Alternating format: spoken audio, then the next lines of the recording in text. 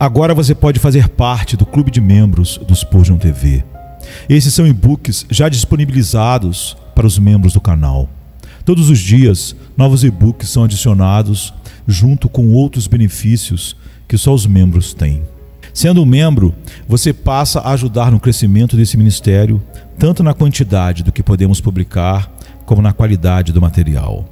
Nosso propósito é, juntos, atingirmos o maior número de pessoas com solo escritura. Seja um membro do Spurgeon TV. Por Thomas Brooks, ano de 1669, um caminho mais limpo para o inferno. Foi o ditado de um santo precioso que lhe tinha mais medo de seus deveres do que dos seus pecados. Pois seus deveres muitas vezes o tornavam orgulhoso, mas seus pecados sempre o tornavam humilde. Foi um bom conselho que Lutero deu. Devemos prestar atenção não apenas em nossos pecados, mas também em nossas boas obras. Os deveres nunca podem ter muita diligência sobre eles, nem confiança depositada neles. Eles são bons ajudantes, mas péssimos salvadores. É necessário que os façamos, mas é perigoso confiar neles. Se o diabo não pode nos dissuadir de realizar deveres piedosos, então seu próximo trabalho será persuadir-nos a confiar neles, para fazer deles salvadores, porque isso certamente arruinará nossas almas, como se as tivéssemos negligenciado totalmente. Descansar em sua própria justiça certamente e eternamente o destruirá, como as maiores e mais sujas atrocidades pecaminosas.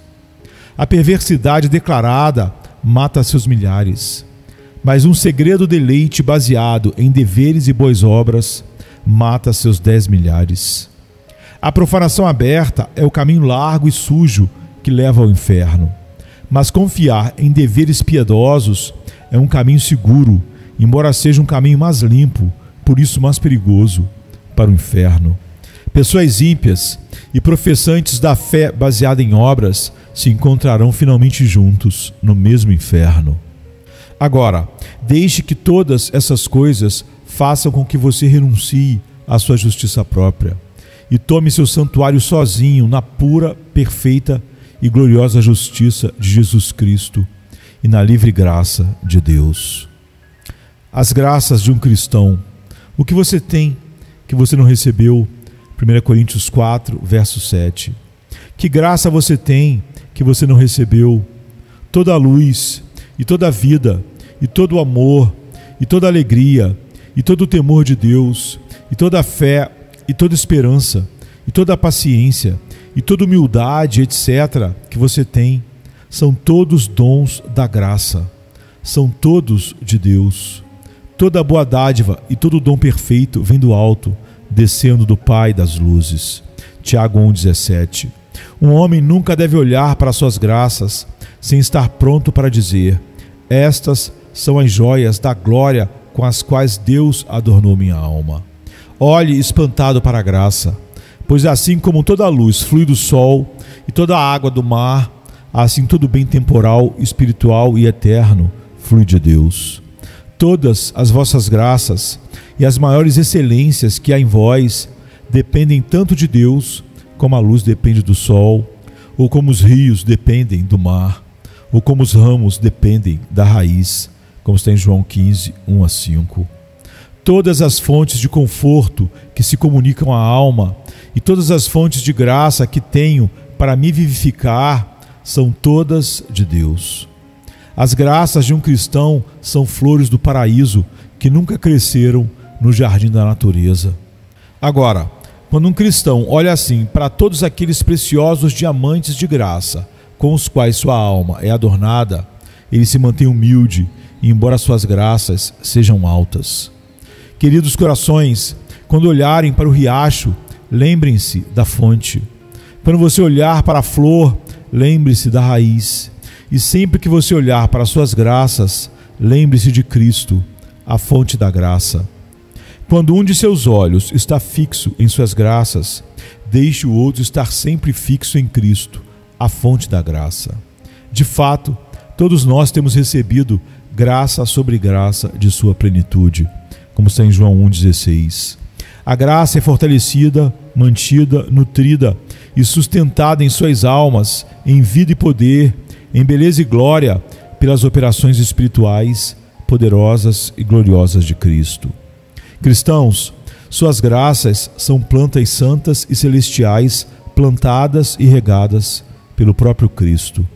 É somente Cristo que pode fazer com que suas graças floresçam e suas almas sejam como um jardim regado, verde e florescente.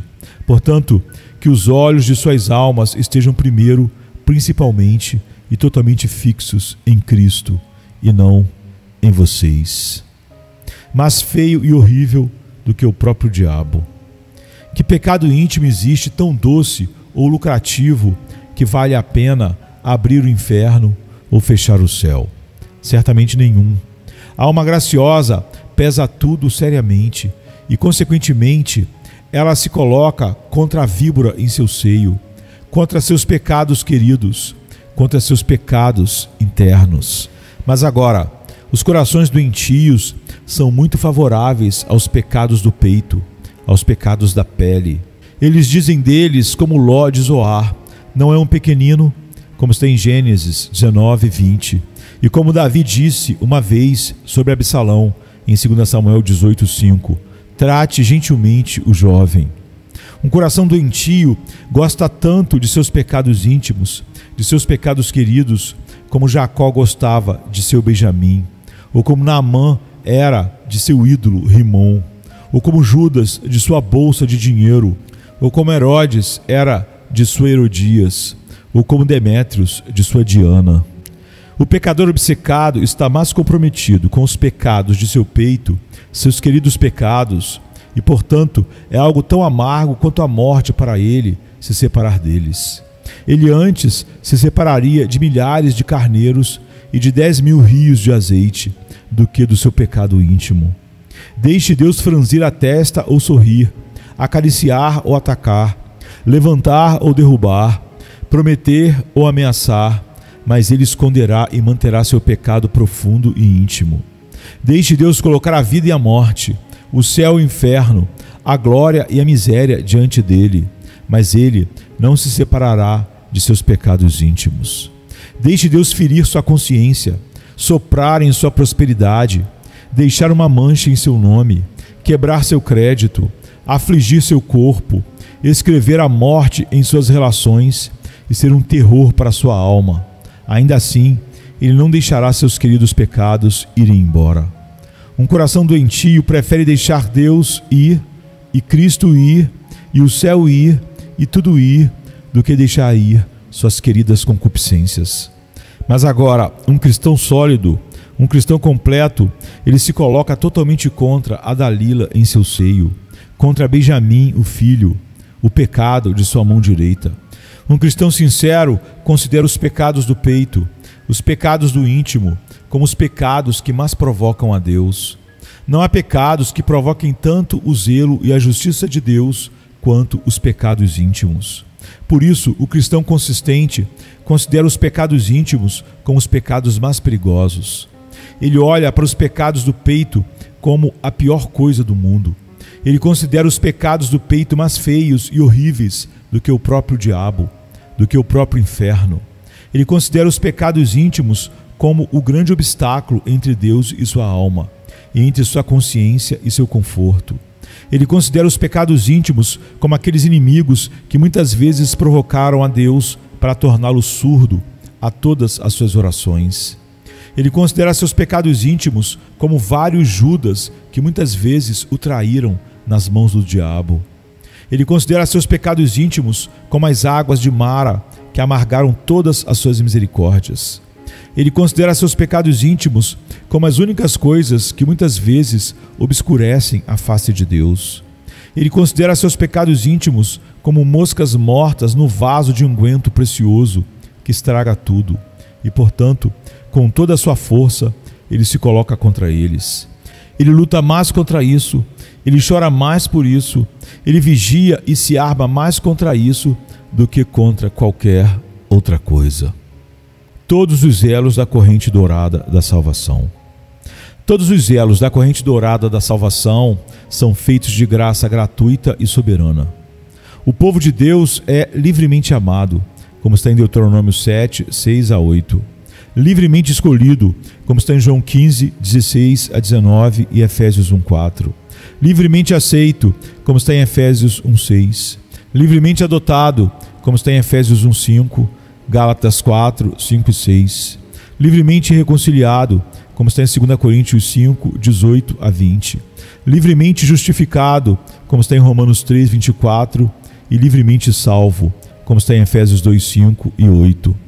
Todos os degraus de ouro na escada de Jacó, que vão do céu à terra, são todos feitos de livre graça. A graça gratuita é o fundamento de todas as misericórdias espirituais e eternas. A graça gratuita é a base sólida e o fundamento de todo o conforto de um cristão neste mundo. Se tivéssemos que medir o amor de Deus por nós, por nossa fecundidade, nossa santidade, nossa humildade, nossa espiritualidade, nossa mentalidade celestial ou nosso comportamento gracioso para com Ele, como nossa esperança, nossa confiança, a cada momento seria abalada, se não vencida. Mas tudo é da graça gratuita. Ó senhores, é a graça soberana que o fortalecerá em todos os seus deveres, que adoçará todas as suas misericórdias, que o apoiará em todas as suas mudanças, que o armará contra todas as tentações. Uma mosca morta. Nenhum hipócrita está totalmente divorciado do amor e da simpatia por todos os pecados conhecidos. Ainda existe alguma luxúria secreta que, como um pedaço de doce, ele rola sob a língua e não o cuspirá. Todo hipócrita vive sob o domínio e reinado de uma luxúria vil ou outra, e fará o que puder para salvar a vida de seu pecado, embora seja com a perda de sua alma. Um hipócrita sempre reserva um divã ou cadeira confortável em seu coração ou vida, para Satanás sentar e meditar. Ó senhores, Satanás pode segurar um homem rápido o suficiente por um pecado, como o passarinheiro pode segurar o pássaro rápido o suficiente por uma armadilha. Satanás sabe que um pecado vivido e permitido certamente condenará um homem da mesma forma que muitos pecados. Assim como uma doença, uma parte ulcerosa, um tumor pode certamente matar um homem como muitos tumores fariam. Uma mosca morta estragará toda a caixa de pomada preciosa. Uma corda dissonante fará a mais doce música desafinada e horrível. Se o leproso na lei tivesse a mancha da lepra em qualquer parte do corpo, ele era considerado leproso, embora todo o resto do seu corpo estivesse são e inteiro, como está em Levítico 14. Da mesma forma, aquele que tem a mancha da lepra do pecado permitida em qualquer parte de sua alma, ele é um leproso espiritual aos olhos de Deus. Ele é impuro, embora em outras partes ele possa não ser impuro. Se um porco apenas chafurda em uma poça lamacenta ou suja, é imundo. E certamente aquela alma que nada mais faz do que chafurdar em qualquer pecado, ela é imunda aos olhos de Deus. Ó senhores, lembre-se disso. Assim como um buraco em um navio o afundará, e como uma facada no coração matará um homem, e como um copo de veneno envenenará um homem, e como um ato de traição fará de um homem um traidor, assim um pecado vivido e acariciado dentro do peito e permitido condenará um homem para sempre. Um mó afundará um homem no fundo do mar, assim como uma centena. Da mesma forma, um pecado vivido e tolerado afundará um homem no fundo do inferno, bem como uma centena deles. Um verme, um mosquito, uma mosca, um cabelo, uma semente, uma casca de uva brava. Não se gabe do amanhã, pois você não sabe o que o dia pode trazer. Provérbios 27, verso 1. Quem pode resumir as muitas mortes possíveis que já estão à espreita em seu próprio corpo? Ou as inúmeras hostes de perigos externos que o cercam por todos os lados? Ou as flechas invisíveis que voam sobre suas orelhas continuamente? Em quanto tempo ele pode ter seu ferimento mortal dado a si por um ou outro deles. Quem pode dizer? Agora, que triste seria para um homem ter uma convocação para comparecer diante de Deus naquele mundo eterno, antes que seu coração e sua vida fossem mudados para a salvação. A vida de um homem é apenas uma sombra, um corredor, um vão, um vapor, uma flor. Embora haja apenas uma maneira de vir ao mundo, existem muitas milhares de maneiras de sair do mundo. Carregamos em nossos corpos o material para 1000 mortes e podemos morrer de 1000 maneiras diferentes em várias horas. Tantos sentidos quanto membros, ou melhor, tantos poros quanto existem no corpo, tantas janelas existem pelas quais a morte pode entrar. A morte não precisa gastar todas as suas flechas sobre nós. Um verme, um mosquito, uma mosca, um cabelo, uma semente venenosa, o engasgar com uma casca de uva, o tropeço de um cavalo, o tropeço de um pé, a picada de uma agulha, o corte de uma unha, o corte de ferro enferrujado, tudo isso foi para outros e qualquer um deles pode ser para nós o meio de nossa morte no espaço de alguns dias, não, de algumas horas, não, de alguns momentos. Estou certo de que a pior das mortes apenas traduzirá os verdadeiros crentes da terra para o céu, de um deserto para o paraíso, da miséria para a glória e de prazeres mistos e imutáveis para os prazeres puros e eternos de Deus. O diamante brilhante no anel da glória. Sua boca é muito doce e ele é totalmente amável e desejável. Este é meu amado e este é meu amigo. Cantares 5:16. Ou seja, sua boca é doçura e ele é totalmente amável, ou ele é totalmente desejável. Infelizmente, diz o cônjuge, me faltam palavras para expressar quão doce, quão amável, quão adorável, quão desejável, quão eminente e excelente é Cristo aos seus olhos e à minha alma. Tudo o que é perfeito no céu ou na terra é apenas uma sombra pálida de sua excelência e glória. Onde Cristo está, lá está o céu. O próprio céu, aos olhos do cônjuge, sem Cristo, seria apenas uma pobre coisinha. A esposa olha para Cristo como o diamante brilhante no anel da glória. Sua boca é muito doce e ele é totalmente adorável. Este é meu amado e este é meu amigo. Santo ódio. Através de seus preceitos eu consigo entendimento. Portanto, eu odeio todo o caminho falso. Salmo 119, verso 104. Há em todo penitente um ódio sincero ao pecado, um ódio universal ao pecado. O verdadeiro ódio é universal, é para toda a espécie. Aquele que odeia o pecado porque é pecado, odeia todo o pecado. E, portanto, ele não pode deixar de se afastar dele e trabalhar para ser a morte e a ruína dele.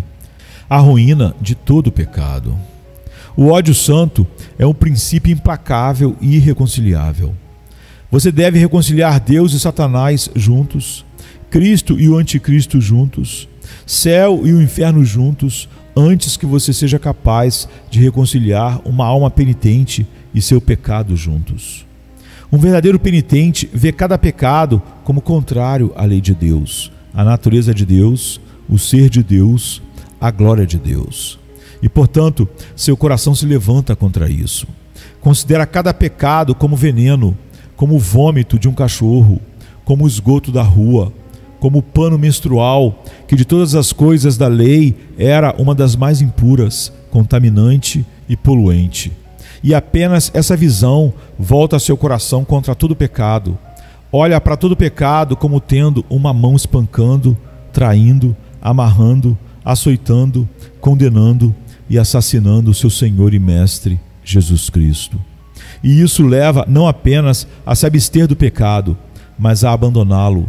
E não apenas a abandoná-lo, mas também a abominá-lo e detestá-lo mais do que o próprio inferno.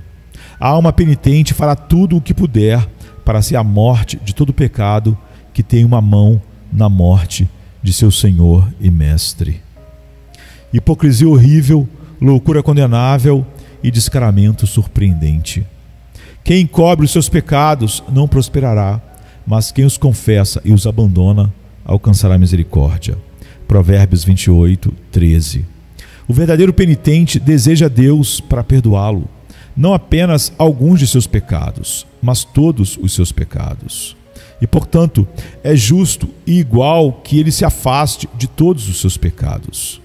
O emplastro deve ser tão largo quanto a ferida. Isso argumenta contra a hipocrisia horrível, a loucura condenável e impudência surpreendente, que é um homem implorar o perdão por aqueles mesmos pecados que ele está decidido a nunca abandonar. Veja, aquele que não se arrependeu de todos os pecados conhecidos, ainda não se arrependeu sinceramente de nenhum pecado conhecido, nem experimentou a doçura do perdão dos pecados. De todos os tolos, não há nenhum comparado àquele que é importuno com Deus para perdoar aqueles pecados que ele está decidido a cometer de antemão. Que príncipe, em sua inteligência, perdoará as traições de uma pessoa que está decidida a continuar traidora? Ou que juiz perdoará o roubo de uma pessoa que está decididamente determinada a continuar como um ladrão? Os que continuam na prática daqueles mesmos pecados que eles imploram a Deus para perdoar, certamente irão embora sem o perdão deles. O perdão dos pecados é para aquele homem, e aquele homem é para o perdão dos pecados, se ele está tão verdadeiramente disposto a abandonar seus pecados quanto a receber o perdão de seus pecados. Quem não olharia para um homem como um louco que sinceramente imploraria seu perdão e ainda assim continuaria a roubar bolsas e assassinar pessoas diante dos olhos do juiz? A alma perdoada é a alma arrependida, e a alma arrependida é a alma perdoada. Aquele que implora perdão pelo pecado, mas está decidido a não desistir do pecado, não encontrará mais perdão do que os demônios ou espíritos condenados.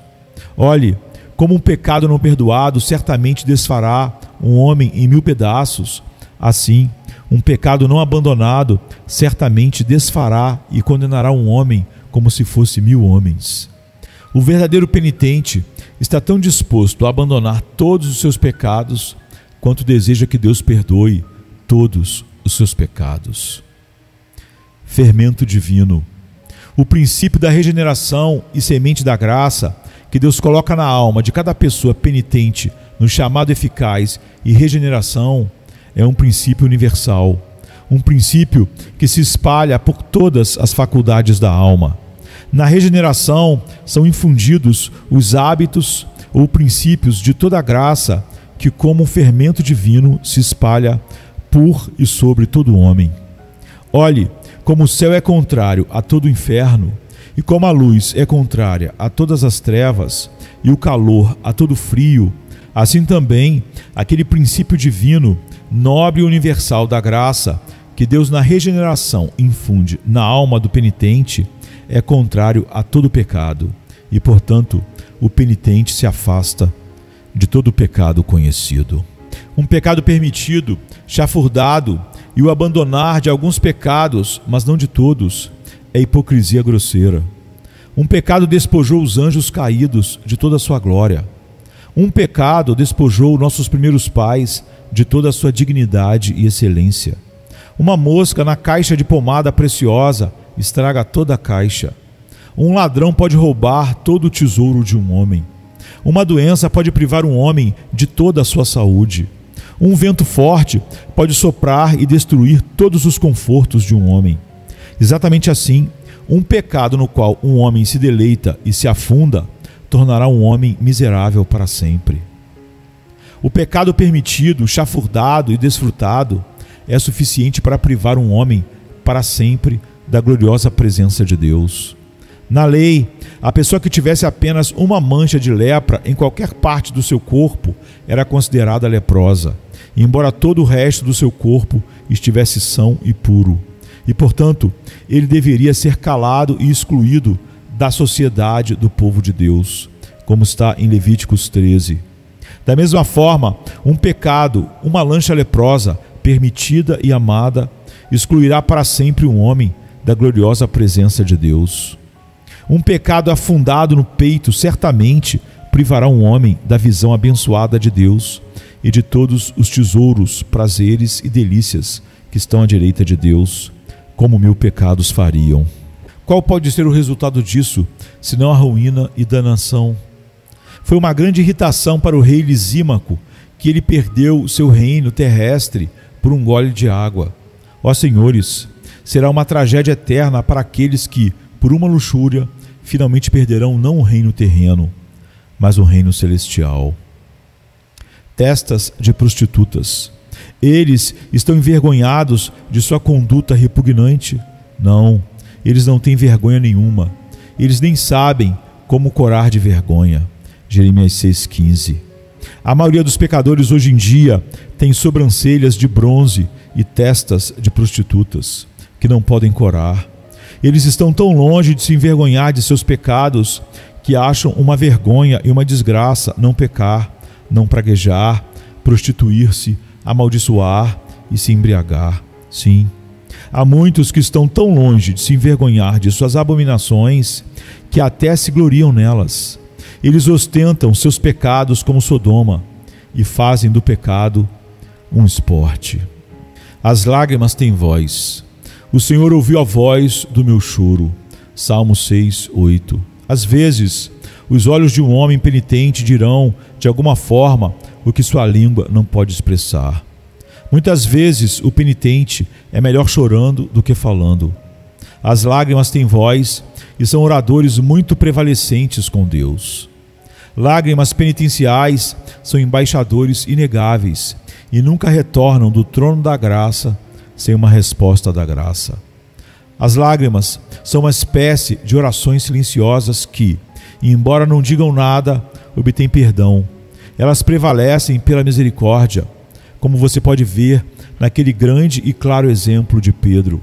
Ele não disse nada, não confessou nada do que podemos ler, mas saiu e chorou amargamente e obteve misericórdia.